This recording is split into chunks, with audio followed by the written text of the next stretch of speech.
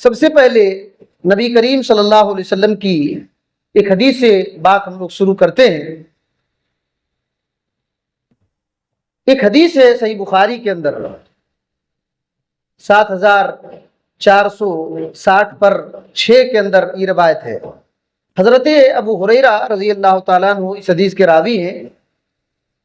رسول اللہ صلی اللہ علیہ وسلم نے فرمایا مثل المؤمن کمثل خامۃ الزرع، آپ نے کہا کہ مومن لوگوں کی مثال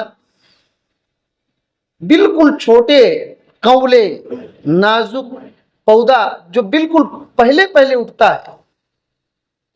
اٹھتا ہے پتلا دبلا ہرا رہتا ہے، نازک رہتا ہے، اس پودے کی طرح ہے یفیء ورقہ من حیث اتتھا الريح، جدھر سے ہوا آتی ہے وہ چھوٹا جھاڑ کیا کرتا ہے، اس کے پتے ادھر جھک جاتے ہیں، جدھر ہوا آ رہی ہے تو پتے جھکا دیتے ہیں۔ مسلم کی حدیث میں ہے کہ ہوا چلتی ہے تو ہوا اس کو زمین پر لٹا دیتے ہیں، اور پھر جب ہوا رک جاتی ہے تو پھر آہستہ آہستہ سیدھا ہو جاتا ہے۔ تو اللہ کے نبی صلی اللہ علیہ وسلم نے مومن کی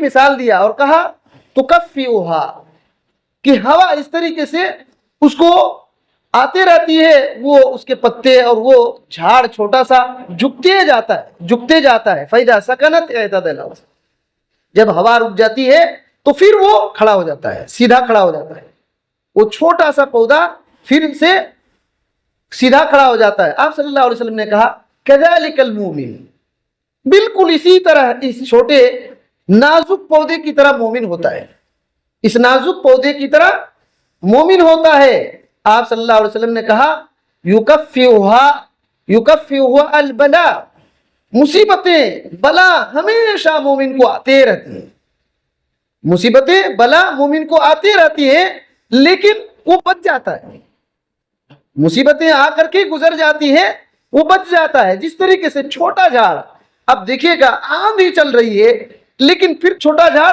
جھک کر زمین پر سٹ جاتا ہے، لیکن پھر جب ہوا رکتی ہے تو کھڑا ہو جاتا ہے۔ اللہ کے نبی صلی اللہ علیہ وسلم نے کہا کہ وَمَثَلُ الْكَافِرِ، اور کافر کی مثال کس طریقے سے ہے، کل ارضۃ سماء معتدلہ، بالکل سخت، بہت بڑا سخت جھاڑ کی طرح۔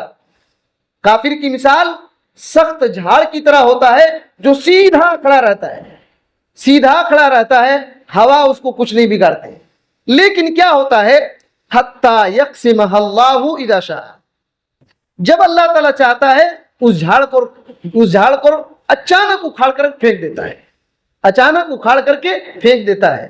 یہ اللہ کے نبی صلی اللہ علیہ وسلم نے مومن اور کافر کی مثال پیش کیا۔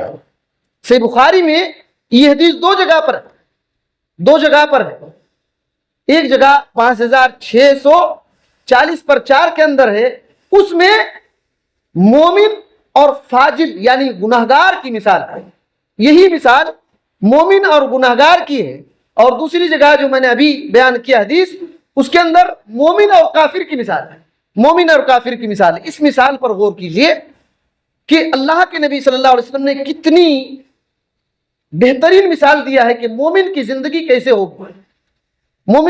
کیسے ہوگی، ایک دم نازک، جو پہلے جھاڑ اٹھتا ہے، چاہے کسی بھی چیز کا جھاڑ ہو، پہلے بہت نازک ہوتا ہے، اور ہوا چلتی ہے تو جھک جاتا ہے، پھر سیدھا کھڑا ہو جاتا ہے۔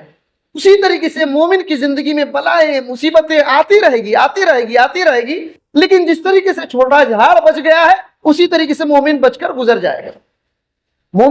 کے گزر جائے گا۔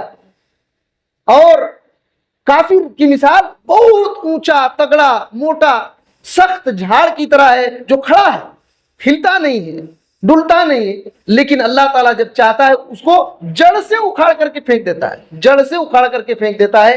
اسی طریقے سے ہماری مومن کی زندگی ہے اور کافروں کی زندگی ہے۔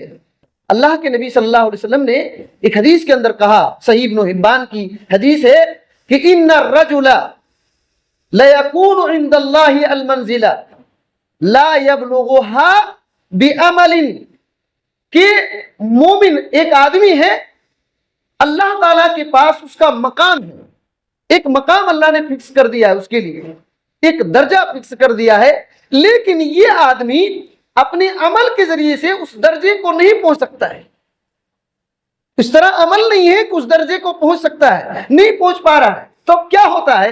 اللہ اکبر، اللہ تعالیٰ اس کو وہاں درجہ میں پہنچانا چاہتا ہے۔ کیسے پہنچاتا ہے؟ اللہ کے نبی صلی اللہ علیہ وسلم نے فرمایا فلا یزال اللہ یبتلیہ، اللہ تعالیٰ لگاتار اس کو مصیبتیں دیتا ہے، اللہ تعالیٰ لگاتار اس کو مصیبتیں دیتا ہے، مصیبتیں دیتا ہے، ایک کے بعد ایک، ایک کے بعد ایک، حتی یبلغھا، یہاں تک کہ اللہ اس منزل میں اس کو پہنچا دیتا ہے۔ دیکھیے، اسی وجہ سے مصیبتیں مومن کو آ رہی ہے، اس کا مطلب کچھ اور ہے، بندہ سمجھ نہیں پا رہا ہے۔ امام بخاری رحمۃ اللہ علیہ نے جو صحیح بخاری میں حدیث پیش کیا، اس کا چیپٹر کیا باندھا جانتے ہیں؟ اللہ اکبر، کہتے ہیں کہ باب کفارۃ المرض، بیماری سے گناہ جھڑ جاتے ہیں، یہ باب، بیماری سے گناہ جھڑ جاتے ہیں، یہ باب چیپٹر ہے۔ تو اللہ تعالیٰ انسانوں کا ایک منزل بنا دیتا ہے، ایک عہدہ اللہ رب العالمین درجہ بلند کر دیتا ہے، بندہ کی طاقت نہیں ہے کہ عمل کے ذریعے سے وہاں تک پہنچے، لیکن اللہ تعالیٰ پہنچانے کے بہت سارے راستے اس بندے کے لیے اختیار کیا ہے، ان میں سے ایک مصیبت ہے، بلا ہے، بس یہ ہے کہ بندہ صبر کرے، بندہ صبر کرے، صبر کرے گا تو کتنوں نازک ہے، کتنوں کمزور ہے، صبر کرتا جائے گا، اللہ تعالیٰ اس کو بلندی دیتا رہے گا، اللہ تعالیٰ اس کو بلندی دیتا رہے گا۔ جسم کے حساب سے کتنوں کمزور ہے، جسم کے حساب سے کتنوں کمزور ہے، لیکن اللہ تعالیٰ اس کے ساتھ ضرور خیر کرے گا۔ اور ایک حدیث سے اور مثال دیکھیے، مسند احمد کی حدیث ہے، حضرت عبداللہ بن مسعود رضی اللہ تعالیٰ عنہ ہے، حضرت عبداللہ بن مسعود رضی اللہ تعالیٰ عنہ ہے، پیلو کا مسواک، پیلو ایک جھاڑ ہے، مسواک کرتے ہیں، اس سے چڑھے حضرت عبداللہ بن مسعود رضی اللہ تعالیٰ عنہ، ہوا چلنے لگی، ہوا چلنے لگی تو حضرت عبداللہ بن مسعود رضی اللہ تعالیٰ عنہ کی پنڈلی، یعنی گھٹنے سے ٹخنے تک کے بیچ کے حصے کو پنڈلی کہتے ہیں، گھٹنا سے ٹخنے تک کے بیچ میں جو حصہ ہے پیر کا، اس کو پنڈلی کہتے ہیں، پنڈلی دکھنے لگی، اور ہوا جب چلنے لگی تو حضرت عبداللہ بن مسعود رضی اللہ تعالیٰ عنہ ہلنا شروع ہوئی، ہلنے لگے، تو وہاں جو لوگ تھے ہنسنا شروع کیے۔ اللہ کے نبی صلی اللہ علیہ وسلم نے کہا مما تضحکون، کیوں ہنستے ہو، کیا بات ہے، کیوں ہنس رہے ہو؟ تو صحابہ کرام رضوان اللہ علیہ مجمعین نے کہا دقت ساقیہ یا رسول اللہ، اے اللہ کے رسول صلی اللہ علیہ وسلم، ان کی پیر کی پنڈلی بہت کمزور ہے، دبلی پتلی ہے، دبلی پتلی ہے، ہوا چل رہی ہے تو یہ ہل رہے ہیں۔ اللہ کے نبی صلی اللہ علیہ وسلم نے ایک بات کہی، کہا کہ والذی نفس بیدہ، اللہ کی قسم جس کے ہاتھ میں میری جان ہے، میری جان ہے، لہما اسکل فی المیزان من احد، اللہ کی قسم یہ جو عبداللہ بن مسعود رضی اللہ تعالیٰ عنہ کی پنڈلی، دونوں پنڈلی ہے، قیامت کے دن میزان میں احد پہاڑ سے بھی بھاری ہوگا، احد پہاڑ سے بھی بھاری ہوگا، احد پہاڑ سے بھاری۔ سوچئے، بندے دبلے پتلے ہیں، لیکن ان کے پاس کیا ہے؟ کیا ہے؟ ایمان ہے۔ اور یہ وہ صحابی ہیں، اللہ کے نبی صلی اللہ علیہ وسلم دار ارقم میں داخل ہونے سے پہلے اسلام قبول کیے، ان کا اسلام قبول کرنے کا عجیب واقعہ ہے، آپ سیرت کی کتابوں میں پڑھیں گے، سیر عالم النبلا وغیرہ کے اندر، تو حضرت عبداللہ بن مسعود رضی اللہ تعالیٰ عنہ بکری چرا رہے تھے، بکری، بچپن میں چھوٹے تھے، بکری چرا رہے ہیں، اور اللہ کے نبی صلی اللہ علیہ وسلم اور حضرت ابو بکر صدیق رضی اللہ تعالیٰ عنہ گزر رہے ہیں، دونوں گزر رہے ہیں۔ نبی کریم صلی اللہ علیہ وسلم نے کہا کہ کس بکری کا دودھ ہے، دوتے ہیں، تو جس بکری کا بالکل تھن سوکھا ہوا تھا، آپ صلی اللہ علیہ وسلم نے دھوا اور اس سے دودھ نکل گیا۔ اس وقت حضرت عبداللہ بن مسعود رضی اللہ تعالیٰ عنہ کے سر پر آپ صلی اللہ علیہ وسلم نے پھیرا، ہاتھ پھیرا، اور ایک بات کہی، کہا کہ آپ نے کیا دعا پڑھا؟ اللہ کے نبی صلی اللہ علیہ وسلم سے کہا کہ کیا کہا کہ دودھ نکل آیا؟ یہ تاریخ اور سیرت کی کتابوں میں یہ واقعہ ہے کہ آپ نے کیا پڑھا کہ اس کا تو تھن سوکھا ہوا ہے، کہاں سے دودھ نکل آیا؟ اب مجھ کو وہ سکھائیے، سکھائیے کیا آپ نے پڑھا؟ اللہ کے نبی صلی اللہ علیہ وسلم نے کہا کہ तुम सीखोगे नहीं, एक जमाना आएगा कि लोगों को सिखाओगे, तुम एक जमाना आएगा कि लोगों को सिखाओगे। और यही वजह हुई कि आगे चल करके इस्लाम कबूल किए हजरत अब्दुल्लाह बिन मसूद रजी अल्लाह तआला अन्हु। और अल्लाह के नबी सल्लल्लाहु अलैहि वसल्लम के इतने चहेते बने कि आप सल्लल्लाहु अलैहि वसल्लम के घर आना जाना बहुत ज्यादा था। आप सल्लल्लाहु अलैहि वसल्लम की खिदमत किया करते थे, वजू का पानी देना, जूती चप्पल सीधा करना, आप सल्लल्लाहु अलैहि वसल्लम कहीं पेशाब पैखाने के लिए गए हैं तो आड़ बनाना, इन्हीं का काम था। और एक वक्त आया, बुखारी की हदीस है, अल्लाह के नबी सल्लल्लाहु अलैहि वसल्लम ने कहा कि तुम लोग कुरान मजीद का इल्म 4 लोगों से हासिल करो, 4 लोगों से हासिल करो। हजरत अब्दुल्लाह बिन उमर रज़ी अल्लाह तआला अन्हु कहते हैं कि मैं जब से मोहम्मद रसूलुल्लाह सल्लल्लाहु अलैहि वसल्लम से ये बात सुनी है, तब से मैं हजरत अब्दुल्लाह बिन मसूद रज़ी अल्लाह तआला अन्हु से मोहब्बत करता हूं। अल्लाह के नबी सल्लल्लाहु अलैहि वसल्लम ने कहा था कि तुम लोग 4 लोगों से कुरान सीखना, 4 लोगों से कुरान सीखना। उनमें से हजरत अब्दुल्लाह बिन मसूद रज़ी अल्लाह तआला अन्हु हैं, हजरत अब्दुल्लाह बिन मसूद रज़ी अल्लाह तआला अन्हु हैं। और दूसरे का नाम सालिम, ये गुलाम थे, सालिम गुलाम थे, गुलाम हजरत अबू हुज़ैफा रज़ी अल्लाह तआला अन्हु के गुलाम थे।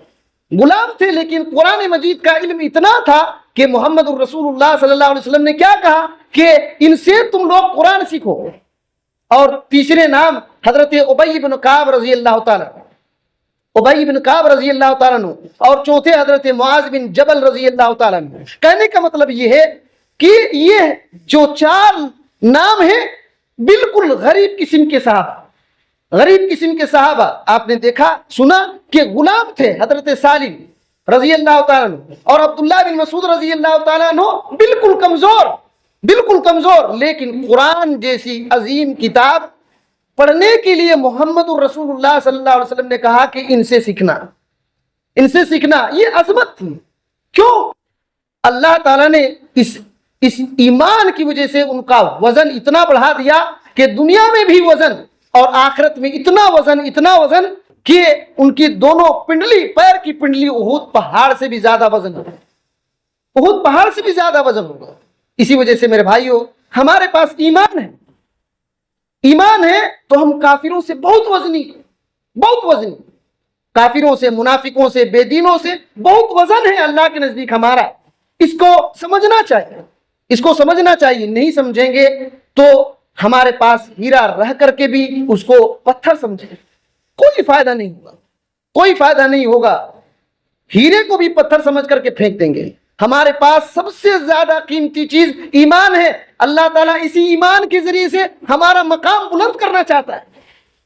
चाहे हमारे पास मुसीबत आए या क्या है, लेकिन अल्लाह ताला हमारे साथ जो है ये खैर ही का मामला करता है। ये मत समझिए कि अल्लाह हमको सताता है, नहीं, अल्लाह हमारे मकाम को बुलंद करना चाहता है। उसके उल्टा देखिए, अल्लाह के नबी सल्लल्लाहु अलैहि वसल्लम की एक हदीस सुनिए। सही बुखारी के अंदर ये हदीस है, सही बुखारी के अंदर ये हदीस 4720 पर 9 के अंदर ये रिवायत मौजूद है। हजरत अबू हुरैरा रज़ी अल्लाह तआला अन्हु इस हदीस के रावी हैं। नबी सल्लल्लाहु अलैहि वसल्लम ने कहा कि लयअती अर्रजुलु अल-अज़ीमु अस-समीनु यौमल क़ियाम ला यज़िनु इंदल्लाहि जनाह बऊदा। अल्लाह के नबी सल्लल्लाहु अलैहि वसल्लम ने कहा कि क़यामत के दिन एक आदमी आएगा, बहुत अजीम होगा, बहुत बड़ा होगा और बहुत मोटा होगा, बहुत बड़ा, बहुत मोटा होगा। क़यामत के दिन आएगा, लेकिन अल्लाह ताला के नजदीक उसका वजन कितना होगा? अल्लाह के नबी सल्लल्लाहु अलैहि वसल्लम ने कहा ला यज़िनु इंदल्लाहि जनाह बऊदा। एक मच्छर के पर कितना होता है, मच्छर का पंखा, उसके उतना भी उसकी वजन नहीं होगी। मच्छर के पर के बराबर भी उसका वजन अल्लाह के पास नहीं होगा। अल्लाह के नबी सल्लल्लाहु अलैहि वसल्लम ने ये कहने के बाद कहा कि अगर तुम लोग ये देखना चाहो तो कुरान मजीद की एक आयत पढ़ लो, कुरान मजीद की एक आयत पढ़ो। ये आयत कहाँ है कुरान मजीद में, और क्यों इतना हल्का होगा? ये क्यों इतना हल्का होगा? ये कुरान मजीद में कहाँ है? आप सल्लल्लाहु अलैहि वसल्लम ने कहा इस आयत करीमा को पढ़ लो। फला नकीमु लहुम यौमल क़ियामति वज़ना, सूरा कहफ जो 18वीं सूरा है, उसकी आयत नंबर 105वीं आयत मौजूद है। आप इस आयत को समझना चाहते हैं تو سورہ کہف کی آیت نمبر 103 سے 105 پڑھی ہے. اللہ تعالیٰ نے کیا کہا اس آیت کو دیکھ لیجئے, بات آ گئی. اللہ تعالیٰ نے کہا قل هل ننبئکم بالاخسرین اعمالا, اے محمد صلی اللہ علیہ وسلم آپ لوگوں سے پوچھئے کہ اے لوگوں کیا میں تم لوگوں کو بتلاؤں کہ اعمال کے حساب سے کون سب سے زیادہ نقصان میں ہوگا قیامت کے دن. اعمال کیا ہوگا؟ دنیا میں بہت اعمال کیا ہے لیکن قیامت کے دن بہت نقصان میں ہوگا. اب بات سمجھیے کہ اعمال کیا ہے لیکن نقصان میں ہوگا قیامت کے دن. کتنا نقصان میں ہوگا؟ اللہ تعالی نے کہا الذین ضل سعیہم فی الحیات الدنیا وہم یحسبون انہم یحسنون صنعا. دنیا میں جو کچھ بھی ان لوگوں نے اعمال کیے ہیں ان کی پوری کوشش برباد ہو جائے گی. ان لوگوں نے دنیا میں جو کچھ بھی کیا ان کی کوشش پوری برباد ہو جائے گی ان کی کوشش. اور یہ لوگ سمجھیں گے دنیا میں کہ ہم تو بہت اچھا کام کر رہے ہیں. اللہ اکبر. اللہ کہتا ہے ان کی دنیا کی پوری کوششیں برباد, لیکن یہ لوگ سوچیں گے ہم تو بہت اچھا کام کرتے ہیں. آپ سوچئے, غور کیجئے, کیا ایسے دنیا میں لوگ نہیں ہیں؟ دنیا میں ایسے بہت لوگ ہیں. یہ کیوں ایسا ہوگا؟ اللہ تعالیٰ نے آگے کہا اولئک الذین کفروا بآیات ربہم, یہ وہ لوگ ہوں گے جو اپنے رب کی آیتوں کا انکار کرتے تھے. اپنے رب کی آیتوں کا انکار کرتے تھے. آیات, اللہ تعالیٰ نے قرآن مجید میں جو آیتیں بیان کیا ہے اس کا انکار کر رہے تھے. آیات دو طرح سے ہوتی ہیں, یاد رکھیے, آیت کونیہ اور ایک آیت شرعیہ. شرعی آیت قرآن مجید کی آیتوں کو کہتے ہیں, اور آیت کونیہ بولے تو آسمان زمین سورج چاند ستارے سیارے اللہ کی تمام نشانیاں, یہ آیت شرعی کونیہ. اللہ تعالیٰ نے ہمارے جسم کو بھی ایک نشانی بنایا. ہمارا خود یہ جسم اللہ کی نشانی. کون ہے کہ اس جسم کو بنایا؟ کوئی آج تک دعویٰ کیا کہ ہم نے انسانوں کو بنایا؟ یہ اللہ نے بنایا ہے. ہمارا جسم, ہماری جان, ہماری زبان, یہ اللہ کی نشانی ہے. ہم خود اللہ کی نشانی. تو اللہ تعالیٰ کی آیتوں کو جس نے انکار کر دیا اور کیا کیا, اللہ تعالیٰ سے ملاقات کا انکار کر دیا. اللہ تعالیٰ سے مجھ کو ملنا ہی نہیں ہے, مر کر کے پھر دوبارہ زندہ نہیں کیا جانا ہے. یہ وہ لوگ ہیں. اللہ تعالیٰ نے کہا کہ حبطت اعمالہم, ان کے اعمال برباد ہو جائیں گے. ان کے اعمال برباد ہو جائیں گے. فلا نقیم لہم یوم القیامت وزنا, قیامت کے دن ہم ان کا کوئی وزن ہی نہیں دیں گے. بالکل ہلکے ہولے ہوں گے قیامت کے دن. یہ لوگ بالکل ہلکے ہولے ہوں گے قیامت کے دن. ہم ان کا کوئی وزن نہیں رکھیں گے, بالکل ہلکا. اور محمد رسول اللہ صلی اللہ علیہ وسلم نے وہی حدیث کو بیان کیا. آپ سوچئے کہ ایک مومن آدمی پیر سوکھا ہوا ہے اور کمزور ہے, لیکن احد پہاڑ سے بھی زیادہ اس کے پیر کے وزن ہوگا, پورا جسم کیا ہوگا.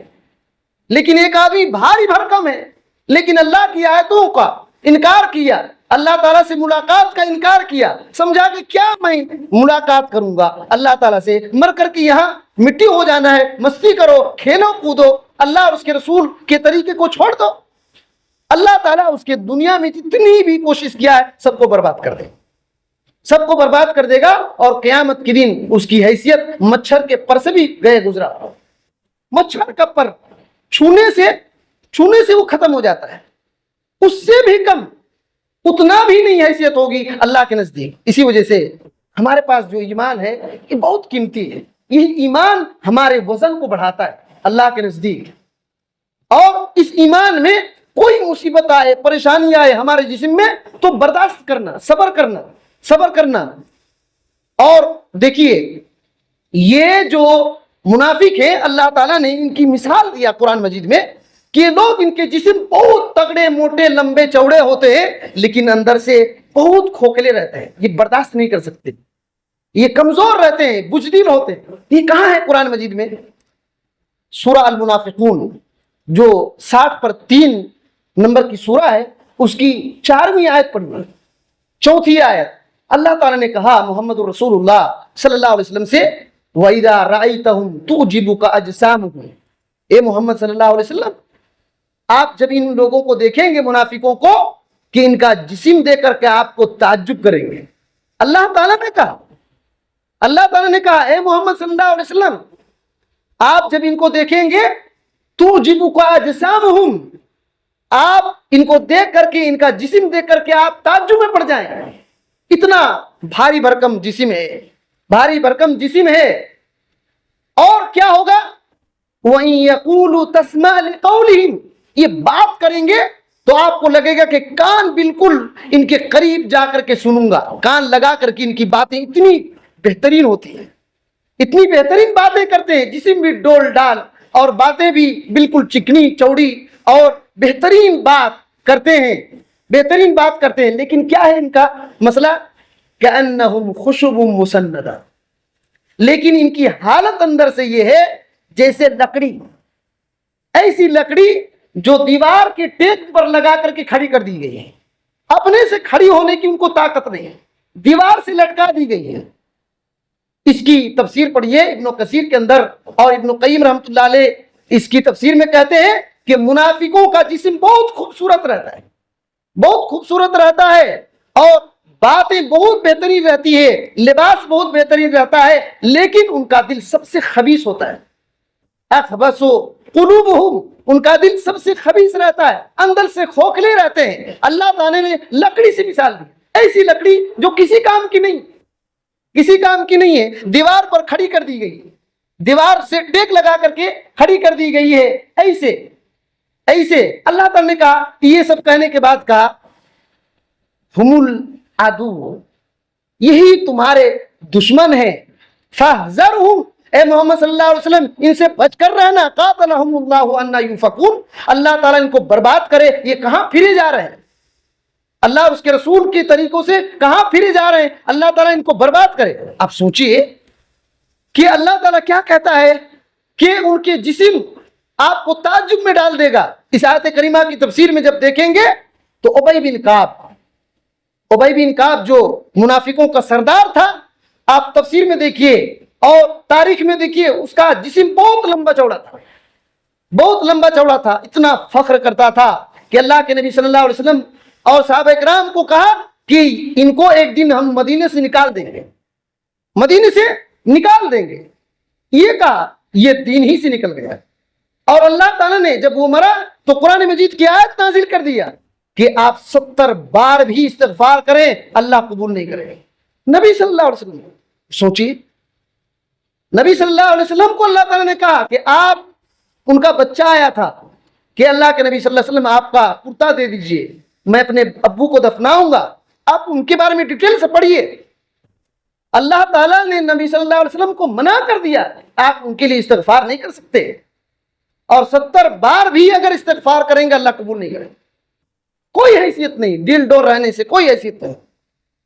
تو منافقوں کا مسئلہ یہ ہے کہ بڑا مضبوط دکھتے ہیں، اندر سے بہت کھوکھلا رہتے ہیں، بہت کھوکھلا، ان کی کوئی حیثیت نہیں رہتی. اور سورہ احزاب میں جو 3 نمبر کی سورہ ہے، اس کی 19ویں آیت پڑھی تو منافقوں کا اصل اللہ تعالیٰ نے نقشہ کھینچ کر رکھ دیا ہے. اللہ تعالیٰ نے کہا اشحۃ علیکم، اے محمد صلی اللہ علیہ وسلم یہ لوگ آپ کو مدد کرنے میں بہت بخیل ہیں. جنگ ہوتی تھی، اعلان ہوتا تھا، مسلمان غریب فقیر مسکین بھی نبی صلی اللہ علیہ وسلم کے پیچھے چلے جاتے تھے جنگ کرنے کے لیے. اب سوچیے، جنگ کرنے کے لیے ہم تاریخ کا واقعہ سنتے ہیں نا، چھوٹے چھوٹے بچے 2 آ گئے اللہ کے نبی صلی اللہ علیہ وسلم کے پاس اور دوسرے سے کہنے لگے کون ہے؟ ابو جہل. آ گئے تھے نا. لیکن منافقوں کا بڑا جسم تھا، لیکن ڈرتے تھے. اللہ تعالیٰ نے وہی نقشہ کھینچا ہے، اشحۃ علیکم، اے محمد صلی اللہ علیہ وسلم یہ آپ کو مدد کرنے میں بہت بخیل ہے، بہت بخیلی کرتے ہیں آپ کی مدد کرنے میں. ان کا معاملہ کیا ہے، کیسی عادت ہے ان کی؟ فَإِذَا جَاءَ الْخَوْفُ، جب ڈر کی کوئی بات آتا، رَأَيْتَهُمْ، دیکھیں گے ان کو، جب ڈر کی بات آئے گی تو آپ ان کو دیکھیں گے، ان کی حالت کیا ہے؟ يَنْظُرُونَ إِلَيْكَ تَدُورُ أَعْيُنُهُمْ، آپ کی طرف غور سے دیکھتے ہیں.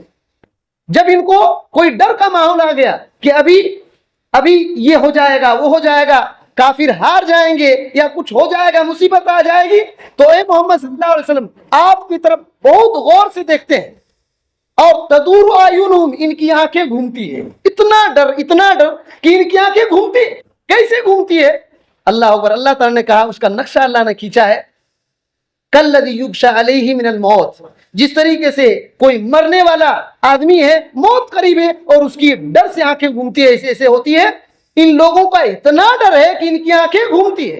یہ مسئلہ ہے جب ڈر کی بات آتی ہے. لیکن اللہ نے کہا کہ فَإِذَا ذَهَبَ الْخَوْفُ, جب ڈر کا ماحول ختم ہو جاتا ہے تو کیا کرتے ہیں, یہ کیا کرتے ہیں, سَلَقُوكُمْ بِأَلْسِنَةٍ حِدَادٍ. اے محمد صلی اللہ علیہ وسلم, جب ڈر کا ماحول ختم ہو جاتا ہے تو اپنی تیز زبانوں سے آپ کو بہت برا بھلا کہتے ہیں. تیز زبانوں سے بہت برا بھلا کہتے ہیں, تیز زبانیں سے بہت برا بھلا کہتے ہیں. اور پھر کیا مسئلہ ہوتا ہے ان کا, شحتن علی الخیر, مالوں کے بہت دیوانے کی طرح حریص ہوتے ہیں. مال کی اتنے دیوانے, حریص, مال کے پیچھے بھاگنا. اللہ نے کہا اولئک لم یؤمنوا, یہی وہ لوگ ہیں جو اصل ایمان ہی نہیں لائے. یہ وہ لوگ ہیں جو اصل ایمان ہی نہیں لائے ہیں. اللہ تعالیٰ ان کے اعمال کو برباد کر دے گا, اور اللہ تعالیٰ اس کو کرنے میں قدرت رکھتا ہے. یہ سورہ الاحزاب کی آیت نمبر 19 میں یہ بات ہے. پورا واقعہ جب آپ دیکھیں گے یہ کیوں آیت نازل ہوئی, تو معالم التنزیل تفسیر بغوی کے اندر امام بغوی رحمۃ اللہ علیہ نے اس کی وضاحت کیا ہے کہ شان نزول کیا ہے. دراصل بات یہ ہے کہ جب مدینے میں مسلمان گئے, ان کی تعداد بڑھی, طاقت ہوئی اور جنگ کا ماحول ہونے لگا. ادھر ابو سفیان مکے سے ابھی اسلام قبول نہیں کیے ہیں, مکے سے ابو سفیان رضی اللہ تعالیٰ عنہ بعد میں اسلام قبول کیے. تو ابو سفیان لشکر لے کر کے مکے پر حملہ کرنے کے لیے جا رہا. تو کیا ہوا, یہودیوں نے منافقوں کو خبر بھیجا. بہت پیغام ہے اس کے اندر. منافقوں کو یہودیوں نے خبر بھیجا اور کیا کہا کہ آپ لوگ ہمارے بھائی ہیں, آپ لوگ ہمارے بھائی ہیں, ہمارے پڑوسی ہیں. ابو سفیان سے لڑ کر محمد صلی اللہ علیہ وسلم کے ساتھ تم لوگ مقابلہ کرو گے. ابو سفیان کے ساتھ جا کر کے اگر اس بار ابو سفیان کی لشکر کو موقع مل گیا تو کسی کو نہیں چھوڑیں گے, سب کو قتل کر دیں گے. اسی وجہ سے ہمارے پاس چلے آؤ, محمد صلی اللہ علیہ وسلم کو چھوڑ کر کے ہمارے پاس چلے آؤ. ہم تمہارے خیر خواہ ہیں, تمہارے ہم بھائی ہیں, پڑوسی ہیں. تو عبداللہ بن ابی منافقوں کا سردار مومنوں کے پاس گیا اور یہی کہا, اس بار اگر موقع ملا بھائی تو ابو سفیان کی لشکر تم لوگ لڑنے کے لیے جا رہے ہو, یاد رکھو محمد صلی اللہ علیہ وسلم کو بھی ساتھ نہیں لے کر کے واپس آ پاؤ گے, سب ختم کر دے گا. اسی وجہ سے کام کرتے ہیں, ہمارے بھائی یہودیوں کے پاس چلے جاتے ہیں, ہمارے بھائی یہودیوں کے پاس چلے جاتے ہیں. امام بغوی رحمۃ اللہ علیہ کہتے ہیں مومنوں نے جب یہ سنا تو ڈرے نہیں, ان کا ایمان اور بڑھ گیا, ان کا ایمان اور بڑھ گیا. تو اللہ تعالیٰ نے اسی وجہ سے یہ آیت نازل کر دیا کہ دیکھو ان منافقوں کی حالت دیکھو, یہ مسلمانوں کو برباد کرنے کے چکر میں رہتے ہیں, کوئی بھی کسر نہیں چھوڑتے. لیکن جب ڈر کا ماحول ہوتا ہے اتنا دیوانے کی طرح پاگل ہو جاتے ہیں ڈر سے کہ ان کی آنکھیں گھومنا شروع ہوتی ہیں, گھومنے لگتی ہے, لگتا ہے کہ مر جائیں. جیسے ڈر ختم تو اپنی زبان کو تیز کر لیتے ہیں, اپنی زبان کو تیز کر لیتے ہیں. یہاں ایک نقطہ بتا کر کے میں اپنی بات کو ختم کر رہا ہوں. دیکھیے یہودی کس کے خیر خواہ ہوئے, منافقوں کی خیر خواہ ہوئی, اور کہے ہمارے تم بھائی ہو, ہمارے پڑوسی ہو, آ جاؤ. وہ محمد صلی اللہ علیہ وسلم کے پاس رہ کر کے تم کو نقصان ہو جائے گا, سب مارے جاؤ, سب مارے جاؤ.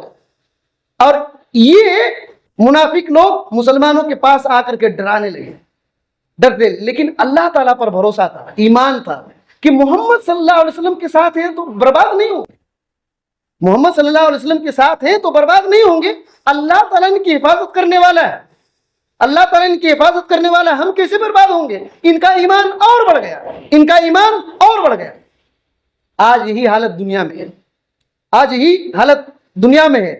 مسلمان اس وقت کے کمزور مسلمان توحید اور ایمان کی وجہ سے بچے, توحید اور ایمان کی وجہ سے بچے، اور وقت آیا نا یہودی مدینے سے نکال دیے گئے، یہودی مدینے سے نکال دیے گئے کہ نہیں نکال دیے گئے؟ مدینے میں 3 قبیلے یہودیوں کے تھے، سب نکال دیے گئے، اور منافق بھی ختم ہو گئے، لیکن مسلمان اب تک باقی ہے کہ نہیں؟ اب تک باقی ہے، اب تک ان کا ایمان، اسلام، عقیدہ، توحید ان کی حفاظت کا ذریعہ اللہ نے بنایا۔ آج بھی مسلمانوں کے اندر اتنے ڈر کا ماحول بنا ہوا ہے پوری دنیا میں، اور ہندوستان میں بھی، یہ زمین ہڑپ لیں گے، وہ زمین ہڑپ لیں گے، ایسے کریں گے، ویسے کریں گے، اور اس کے چکر میں کیا کرتے ہیں؟ شیعوں سے مل جاتے ہیں، شیعوں سے بیٹھ کر کے حل کرنا۔ شیعہ، امام ابن تیمیہ رحمۃ اللہ نے کہا کہ یہودیوں کے گدھے ہیں، شیعہ یہودیوں کے گدھے ہیں، یہ ہمیشہ مسلمانوں کے خون اور مسلمانوں کی عزت اور مسلمانوں کو برباد کرنے کے چکر میں رہتے ہیں۔ یہ آیا کیوں؟ یہ دن کیوں دیکھنا پڑا؟ مسلمانوں کو تو اللہ تعالیٰ نے ہندوستان میں 700 سال حکومت دیا، اس کے بعد مسلمانوں کی حکومت چھینی گئی، آج تک ہمت نہیں ہوئی کہ لے۔ اس کی وجہ یہی ہے کہ جب تک یہاں صحیح مسلمان عقیدہ سیدھا تھا، اللہ تعالیٰ پر ایمان مضبوط تھا، اللہ تعالیٰ نے چھوٹی سی جماعت کو بڑھا کر کے پورا حکومت ہی دے دیا، لیکن اس کے بعد مزار بنانا شروع کیے، قبر بنانا شروع کیے، اور شیعوں کو لا کر کے صوفیت پھیلانے لگے، اور دین اسلام کو ٹکرانے کی تعلیم شروع کیے، اور حالت کیا ہوئی؟ زمین بھی اللہ تعالیٰ نے دیا، لیکن ان زمینوں پر الٹے سیدھے کام کرنا شروع کیے، شرک کے اڈے بنا دیے، اور آج یہ حالت ہے کہ بھیک مانگ رہے ہیں کہ ہماری زمین ہم کو لوٹا دو، ہماری زمین ہم کو لوٹا دو۔ لیکن اس کا حل اصل میں کیا تھا وہ کوئی نہیں سوچ رہا ہے۔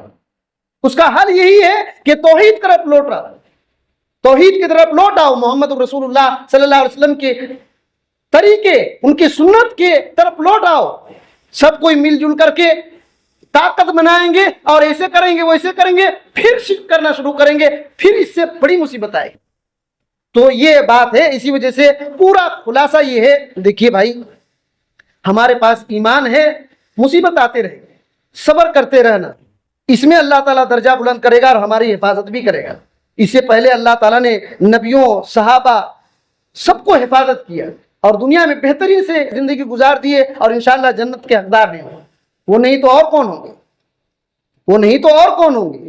یہ آخری قیامت کے آخری آدمی تک جو مومن ہوگا ان کو مصیبت آئے گی۔ دجال بھی پھاڑ ڈالے گا نا آدمی کو، جو مومن ہوگا پھاڑ دے گا، اس وہ کو بھی مصیبت آئے گی، لیکن صبر کرے گا تو اللہ رب العالمین اس کی حفاظت کرے گا، اس کے ایمان کی بھی، اور جنت سب سے بڑی بات ہے کہ جنت اس کے لیے ہوگا۔ اور اگر یہاں صبر نہیں کریں گے، الٹے سیدھے راستے ڈھونڈیں گے، شرک کے اور نفاق کے اور بدعت اور خرافات کے راستے ڈھونڈیں گے، دنیا میں بھی ذلیل اور رسوا ہوں گے، اور قیامت کے دن تو ہونا ہی ہونا ہے۔ اللہ تعالیٰ ان سب باتوں کو سمجھنے کی توفیق دے، اور نبی کریم صلی اللہ علیہ وسلم، صحابہ کرام رضوان اللہ علیہم اجمعین کے طریقے کو سمجھ کر اسی کے مطابق زندگی پار کرنے کی توفیق دے۔ اللہ تعالیٰ ہمارے ایمان، ہمارے اسلام کی حفاظت فرمائے، ہمارے بیوی بچوں کو توحید پرست بنائے۔ اللہ تعالیٰ ہم کو دنیا کے ہر مصیبتوں سے، پریشانیوں سے، جس سے ایمان کو خطرہ ہوتا ہے، ایسی مصیبتوں سے ہم کو بچا کر رکھے، اور آخرت میں اللہ جنت الفردوس عطا فرمائے۔